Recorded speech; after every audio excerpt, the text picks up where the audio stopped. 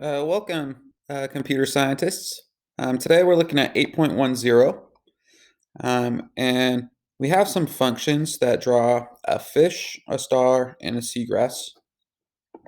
Um, and if you notice, there's more. There's two of each on this drawing. So what we need to do is we need to look at our functions and sort of guess the spot where we're going to call it.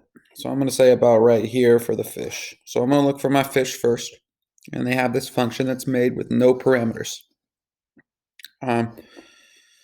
So we need to call a new fish. So I'm going to pick my pen up first of all, and actually drag it right here. And then I'm going to move to. Actually, they already call the pen up, so you actually don't even need to do that. So we can just use a move to. Now I'm going to guess about 160. Let's try 160. And now I'm going to call the function.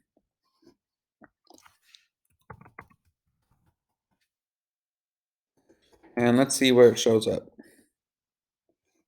It needs to be down more.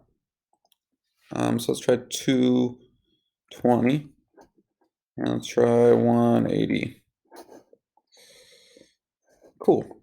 We got two fishes. That looks pretty close to what we need to do if we look at this drawing. And then we're going to repeat the process for the star. And for the seagrass. So let's look up the name of the starfish. Draw a starfish. And we're going to do the same thing. We're going to move.